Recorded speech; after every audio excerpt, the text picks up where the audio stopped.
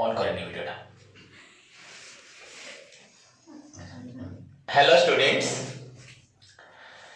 तो previous class में मैंने आप लोगों को फाइनेंशियल स्टेटमेंट्स का ऑब्जेक्टिव्स एंड फीचर्स या nature, but so far as the financial statement nature is concerned, these natures are based on the preparation of financial statement which are concerned with बच्चों आपका recorded facts, second point आपका था conventions, third था postulates and the last point आपका था बच्चों personal judgement. सो हम सभी को मालूम है बच्चों financial statement analysis and reporting chapter में हमें यहाँ पे हम लोग जो अकाउंटिंग, फाइनेंशियल अकाउंटिंग या हम कॉर्पोरेट अकाउंटिंग जो भी हम पढ़ते हैं, जहां पे हम लोगों ने सारे अकाउंटिंग प्रोसीजर्स को फॉलो करके लास्ट में फाइनेंशियल स्टेटमेंट्स बनाया था, उसको यहाँ पे बच्चों हमें एनालाइज करके मैनेजमेंट को रिपोर्ट करना है for the future plan, policies and decision making. इसलिए हम लोग बच्चों financial statement analysis and reporting chapter पढ़ते हैं एंड ये बहुत ही इंपॉर्टेंट टॉपिक है जिससे हमको रियल में बच्चों हमारी पोजीशन, हमारे रिस्क फैक्टर्स, हमारा फ्यूचर क्या होने वाला मालूम पड़ता है, हम प्रेडिक्ट कर पाते हैं।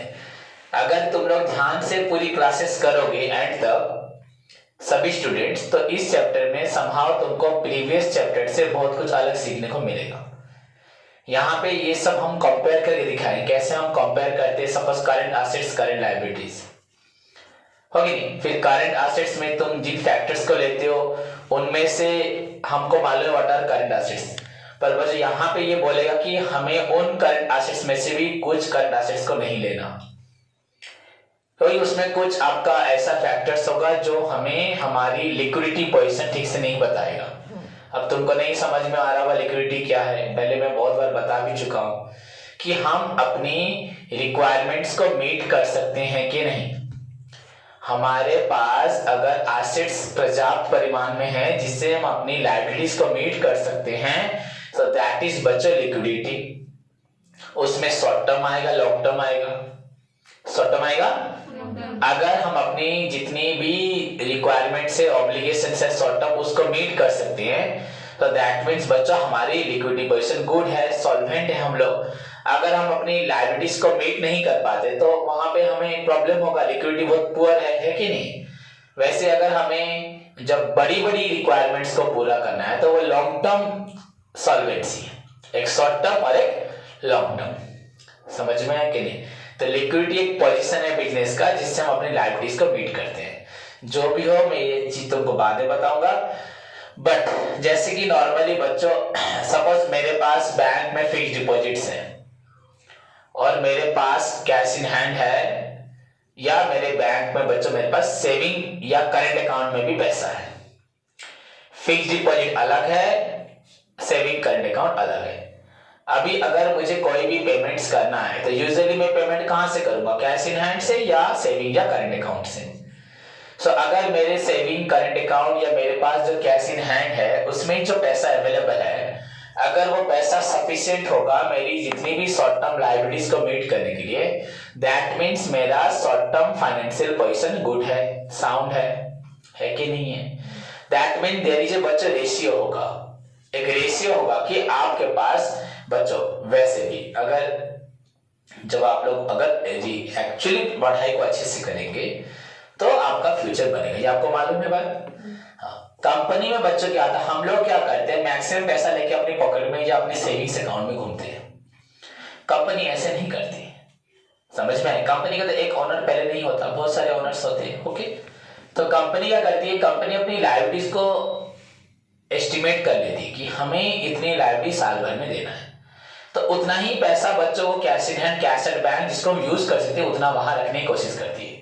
बाकी सरप्लस मनी को वो इन्वेस्ट कर देती है या फिक्स कर देती है। वो अपने पास इतना पैसा रख के इतनी सी लायबिलिटी को मीट करने के लिए कभी भी सोचेगी नहीं। जितनी लायबिलिटी है उसके कंपैरिजन में वो पैसा रखेगी, बाकी पैसा को वो फिक्स्ड या इन्वेस्ट कर देगी। क्या करेगी, मेरी बात को समझ में आ रहा है कि नहीं। उसको दिखाना नहीं है, शो करना नहीं है, क्योंकि उसको जो लेना था वो डिविडेंड ले चुकी है।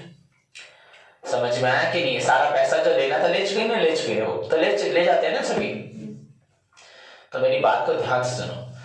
तो कंपनी में हर एक हमारी इतनी लायबिलिटी को मीट करने के लिए इतना क्या होना चाहिए, एसेट्स हमारे पास होना चाहिए। तो वो हमेशा रहेगा, क्या रहेगा, हमेशा ही रहेगा। पर अगर उसका रेशियो लायबिलिटी के हिसाब से बच्चों कम हो जा रहा है तो मे भी क्या हो जाएगा, प्रॉब्लम भी हो जाएगा। क्या हो जाएगा? तो ये कब मालूम पड़ेगा, जब हमें मालूम होगा कि assets, current assets and current liability का रेशियो कितना होना चाहिए, हाँ या नहीं। तो ये हमें करंट एसेट्स क्या है, करंट एसेट्स में क्या क्या आइटम को लिया जाएगा, रेशियो कितना होने से हमारे लिए ऑर्गेनाइजेशन का पोजीशन ठीक है या खराब है, तभी मालूम पड़ेगा।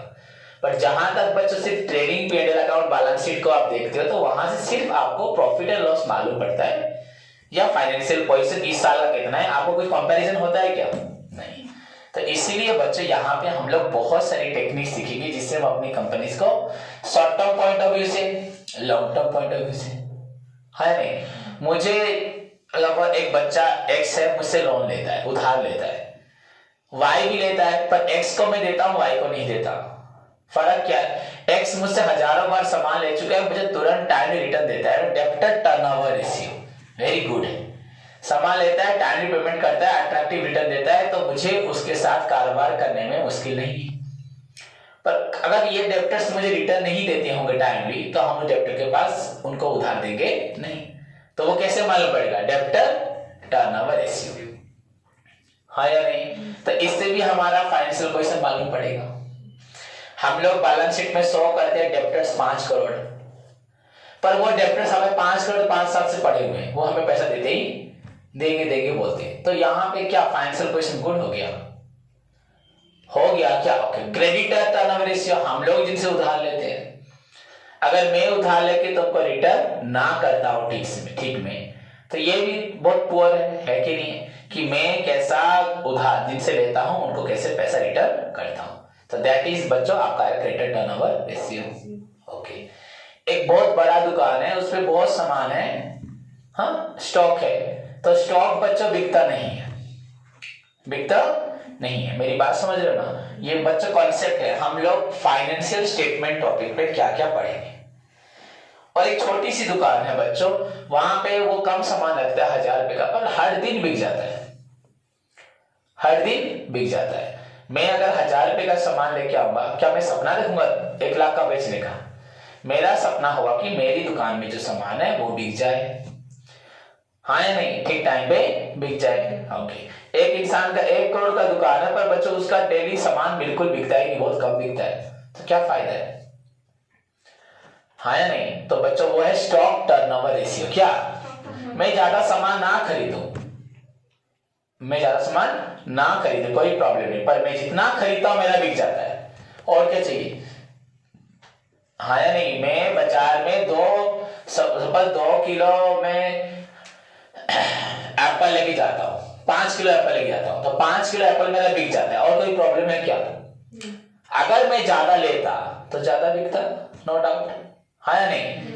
तो मुझे उसी पे कॉन्सेंट्रेट करना है ना, तो that is stock turnover ratio. That also implies your financial position. क्या दिखाएगा?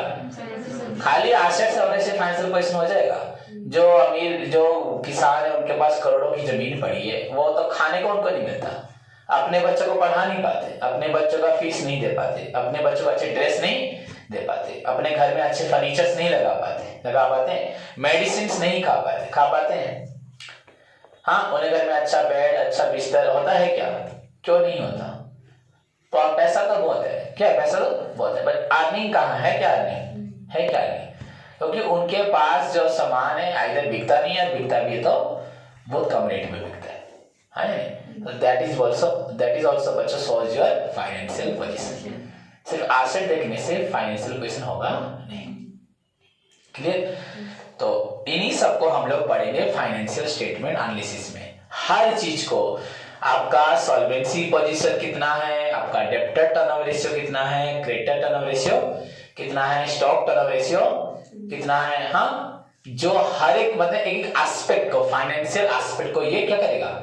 जज करेगा, फाइनेंशियल एस्पेक्ट को जज करेगा। बताया था financial statement are the Outcome financial statement is the outcome of summarizing the process of accounting. These are the interim reports prepared या presented बच्चों annually that provide the division of life of an enterprise. और सबसे बड़ी बात मैंने बताया था, सभी स्टूडेंट इसको अभी से पढ़ना स्टार्ट कर दे. It consists of आपका income statement, then position statement, then statement of change in owners equity, and then बच्चा statement of change in your financial position, that is बच्चों आपका fund flow and cash flow. 4 statement बताए थे, हाँ या नहीं? जो क्लास नहीं किया तो क्लास लेके करे. 3-4 ही क्लास पढ़ा है ना, नहीं तो 4 और 4 लास्ट वीक में पढ़ाया था ना, तो 4 क्लास. तो बच्चों उसके बाद इतना होने के बाद बच्चों अभी हम फाइनेंशियल स्टेटमेंट के बारे में पढ़ रहे हैं. क्या पढ़ रहे हैं? हाँ, इसका यूनिट 2 हम क्या पढ़ेंगे? Financial statement analysis. अभी जब मैं पढ़ा रहा हूं फाइनेंशियल स्टेटमेंट, एंड इसके बाद जब मैं पढ़ाऊंगा बच्चों that is your financial statement analysis. देखो मैं हमेशा तुमको पर्सनली हर चीज बताता हूं और तुम लोग कितना सुनते हो वो तुम्हारा फ्यूचर उस पर बेस करता है. मैं भी अकाउंटिंग ऑनर्स से हूं तो ये टॉपिक्स मैं भी नहीं पढ़ा, पर पढ़ा रहा हूं कि नहीं पढ़ा, तो मेहनत करने से होता है. तो बच्चों अभी हम पढ़ रहे हैं फाइनेंशियल स्टेटमेंट किसे बोलते हैं, उसका ऑब्जेक्टिव क्या है, उसका नेचर क्या है. हाँ, उसके बाद हमें पढ़ना है क्या? Limitations and types. ये 4 क्वेश्चन यूनिट 1 फिनिश.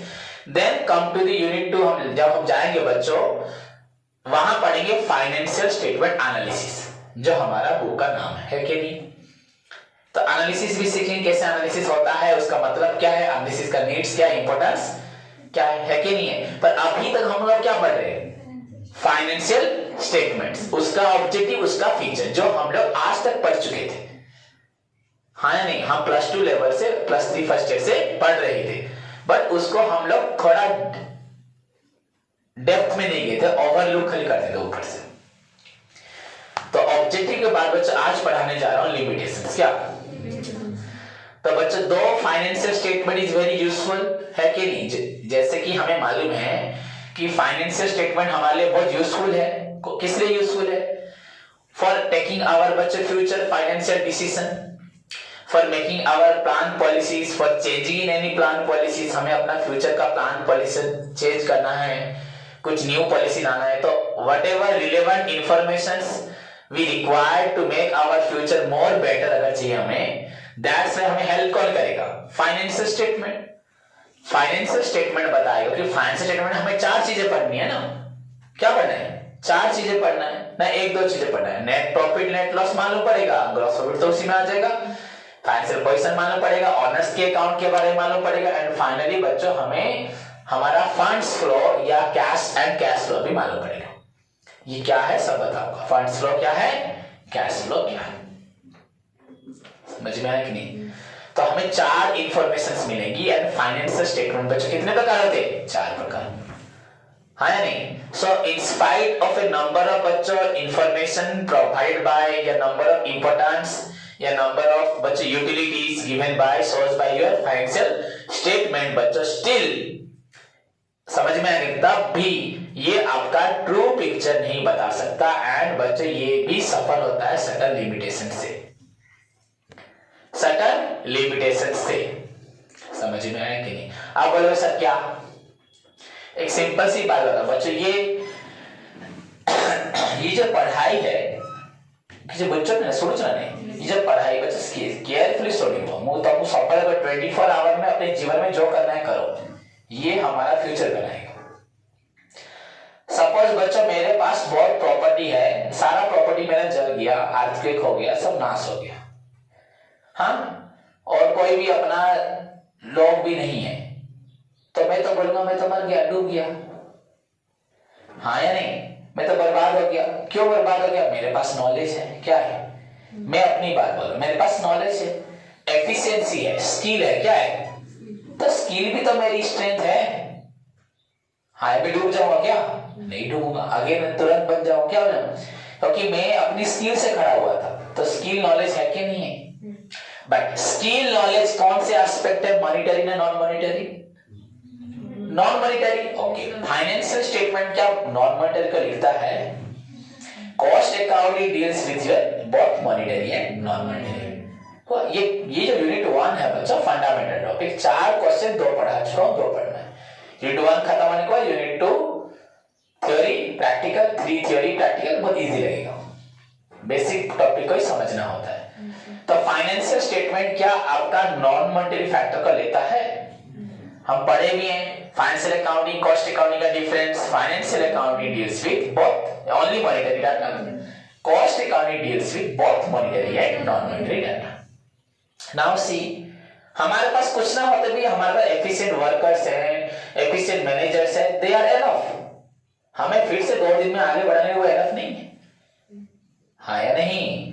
ना हमें क्या चाहिए? पैसा चाहिए, पैसा चाहिए कि नहीं चाहिए? समझ में आ गई? बट फाइनेंशियल स्टेटमेंट इन चीजों को लिखता नहीं है। तो जो फाइनेंशियल पर्सन बताएगा क्या वो सही होगा? नहीं हो सकता। और ये सिर्फ मॉनेटरी डाटा पे डिपेंड करता है, नॉन मॉनेटरी नहीं लेता। So we are just giving बच्चों इंफॉर्मेशन अबाउट। सपोज यहाँ मैं बैठा हूँ, हाँ, यहाँ पे फाइनेंशियल स्टेटमेंट एनालाइजर बैठा है, वो उसने मुझे बताया सर आपकी कंपनी का ये जो प्रॉब्लम है बहुत, तो मैं बड़ा टूट जाऊंगा। यहाँ पे मेरा एक मैनेजर बैठा, सर क्या प्रॉब्लम है सर? कोई, हमारे पास इतने अच्छे वर्कर्स हैं, आपका फाइनेंशियल स्टेटमेंट एनालाइजर ने आपको जो information the on the basis of monetary information, उसको मालूम है हमारे पास इतने एफिशिएंट स्टाफ है। हाँ, हम लोग खुद मिलके एक दिन, एक साल में बच्चों उस कंपनी को फिर से प्रॉफिट कर सकते हैं। तो ये बात जब वो मुझे बोलेगा तो मैं फाइनेंशियल स्टेटमेंट की बात को क्या बोलूंगा? वो मेरे लिए इंपॉर्टेंट था ना, लिमिटेशन में चला गया, लिमिटेशन में, कि उसने जो इंफॉर्मेशन दी वो इंफॉर्मेशन में भी लिमिटेशन है, क्योंकि उन्होंने इन वर्कर्स को, मेरी एसेट्स को, मेरे बैकबोन को उन्होंने देखा नहीं था। देखा था workers are the backbone, so this is the limitation. क्या ओके ना? नहीं समझ में आया कि बुझी पालो ना? नहीं बुझी पालो कि देखो प्रेजेंटेशन करियर गोटे तरीका अच्छी ना, नहीं कैसे प्रेजेंट करोगे? ओके, फाइनेंशियल स्टेटमेंट बच्चों हमेशा इंटरिम रिपोर्ट देता है, ये आज तक हमने किसी को नहीं मालूम था। मैं तुमको पढ़ा चुका हूं 2 क्लास 3 क्लास पहले। हम लोग समझते थे it provide the net profit and net loss and financial position at the end of an accounting period. हाँ नहीं, true financial position, true net profit नहीं बच्चा, it just provides only interim reports. क्या देता है? इंटरिम रिपोर्ट्स देता है। True information हमें कब मिलेगा? जब हमारी दुकान का सारा सामान बिक जाएगा, हमारा बिजनेस पूरा बंद हो जाएगा, तब क्या मालूम पड़ेगा? True information. मेरे पास 50 किलो पटाटोज है, उसमें से मैंने एक साल में सफर 40 केजी पटाटा बेच के प्रॉफिट पा लिया, 10 केजी पटाटा मेरे पास बचा है। जब तक बच्चों सब कुछ नहीं बिकेगा, सारा आइटम नहीं बिक जाएगा, तब तक मैं अपना कभी बिजनेस का एक्यूरेट प्रॉफिट नहीं बता सकता। हाँ या नहीं? बिजनेस को जब तक सॉल्व नहीं करोगे तब तक एक्यूरेट प्रॉफिट नहीं निकलेगा। निकलेगा क्या? कभी नहीं निकलेगा। हमें बस लगता है it just provide the interim reports, not the final report. देता है क्या? पर हम लोग क्या सोचते हैं? Final report. क्या देता है? Final report. समझ में आया कि नहीं? क्योंकि ये हमेशा साल भर का प्रॉफिट, माने during the year actual profit हमारा कब निकलेगा? जब बिजनेस को बच्चों सॉल्व करो। क्या करोगे? या बिजनेस बंद हो जाएगा, तब तुम्हें actual position of your business मालूम पड़ेगी। मैंने 1 करोड़ का बिजनेस किया था, आज मैंने अपने बिजनेस को बेच दिया, वो 20 करोड़ में बिका। बिग बाजार ने बेच दिया अपने सारे बिग बाजार को, रिलायंस को, आज उसको मालूम पड़ रहा होगा उसका जो लिक्विडेटर कि आज तक मैंने क्या किया। उसके जितने शेयर होल्डर्स थे, जितने उनके इन्वेस्टर्स थे, उन्होंने कितना पैसा देके बिग बाजार स्टार्ट किया था, एंड एट द एंड में उन्हें कितना पैसा मिला। 10, 15, 20 साल में उन्होंने जितने साल बिजनेस किया था, उनको आज मालूम पड़ा कि हमें बिजनेस करके फायदा हुआ था कि नहीं हुआ था।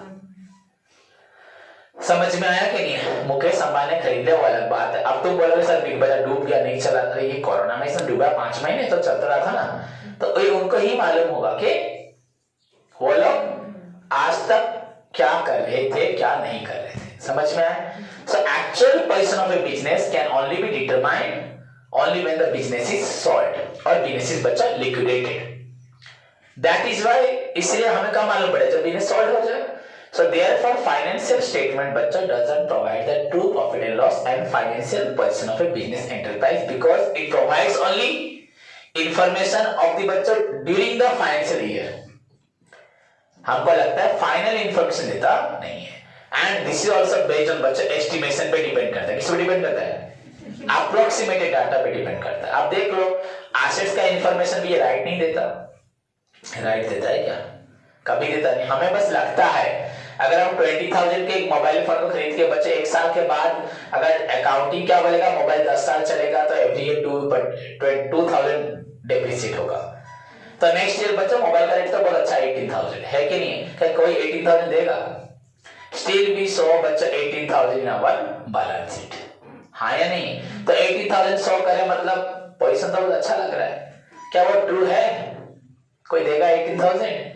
देगा नहीं। हमें लग रहा है 18,000 बिकॉज हम सोच रहे हैं इसको 10 साल हम चला पाएंगे। So this information is accurate है क्या? ना। So it's a limitation. समझ में आया कि हमें हमको जितने पॉजिटिवनेस करियर अच्छी उसके साथ हमें उसके नेगेटिव पॉइंट्स को भी निकालना है। सो इंटरिम रिपोर्ट्स, पहला पॉइंट है कि only interim reports, financial statements provide the true profit and loss and financial position, जो भी दिखाता है बच्चों based on the interim information और the final information, the final position, the accurate position, accurate profit and loss can be determined only when a business is completely sold और liquidated. हाँ, समझ में आया कि नहीं? अपार्ट फ्रॉम दिस बच्चा this statement also based on estimated data, approximated data. समझ में आया कि नहीं आया? यहाँ पे जो एसेट्स लेते हैं कॉन्टिंजेंट एसेट, वो एसेट लग रहा है हाँ या नहीं? Contingent assets, contingent liability. अब बोलो sir contingent asset contingent liability क्या है? बिल डिस्काउंट, मैंने किसी बिल रिसीव लिया, बिल रिसीव को बैंक को दे दिया, बैंक से पैसा ले लिया। अभी क्या है? ड्यू डेट पे वो आदमी बैंक को पैसा देगा। अगर वो ड्यू डेट पे वो पैसा नहीं दिया तो बैंक किससे मांगेगा? तो कॉन्टिंजेंट है कि नहीं है? ये लायबिलिटी तुमको दिख रहा है क्या? पर ये लायबिलिटी है।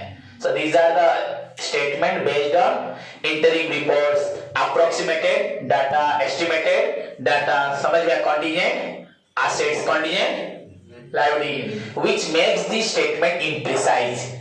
इन चीजों पे ही आधार करता है जिसको हमें सही लगता है, हमेशा जिसको हम लोग चाह सकते हैं पूरा परफेक्ट, बट ये सही नहीं है। दैट्स व्हाई फाइनेंशियल स्टेटमेंट कभी भी सही इंफॉर्मेशन देता नहीं है। मेरी बात समझे? जब तुम आगे पढ़ने जाओगे, +3 अब हो गया तुम्हारा, खत्म होने जा रहा है, अब हमें यही सभी पढ़ाई पढ़नी है। इनफैक्ट बच्चों तुम लोग जब जॉब करोगे इन सबको काम में कितना लगाओगे तो मैनेजमेंट का काम है। तुम बोलोगे सर हमें बस अकाउंट्स बनाने हैं, पर उस जॉब तक तुम पहुंचने के लिए इन्हीं पढ़ाई पे ध्यान देना। जो एग्जाम्स होंगे जितने भी बड़े बड़े CS इन दोनों में, आपको यही पढ़ाई पे फोकस करना होगा। वहां पे यही क्वेश्चंस आएंगे, समझ में? यही क्वेश्चंस तुम्हें मिलेंगे। फाइनेंशियल स्टेटमेंट्स का लिमिटेशंस पूरा एक्सप्लेन करना है ब्रॉडली। कोई बच्चा क्या बोलेगा? 2-3 पॉइंट ज्यादा नहीं बोल सकता है क्या? ये इनडायरेक्ट क्वेश्चन, क्या सब इनडायरेक्ट क्वेश्चन है। तो पहला पॉइंट हो गया। सेकंड पॉइंट बच्चों, do not give the exact position. क्या एक ही बात है, वहां पे मैंने एक्चुअली पॉइंट लिख दिया था interim reports. Financial statements are based on interim reports, approximated data, estimated data, it is based on contingent assets, contingent liability. That is why the information provided by the financial statement is not accurate. accurate होता नहीं है। Clear? उसके बाद do not give the exact position, ये exact position बताता नहीं है। The balance sheet is prepared है नहीं? पोजीशन मतलब बैलेंस शीट से मालूम पड़ेगा, एसेट्स लायबिलिटी से मालूम पड़ेगा। Balance sheet is prepared on the assumption of बच्चों गोइंग कंसर्न। यहाँ पोस्टुलेट क्या है? Going concern. क्या हमें एसेट्स का एक्चुअल वैल्यू नहीं लिखना है? लिखना है क्या? हमें हमेशा एसेट्स का बुक वैल्यू माइनस डेप्रिसिएशन करना है इन ए सिस्टमैटिक मैनर। हमें जो सिस्टमैटिक लगता है, हाँ या नहीं? सो बैलेंस शीट बच्चे is prepared on the assumption of going concern, which is मतलब while valuing the fixed asset, moreover showing the actual realizable value of the asset, we always charge depreciation on it.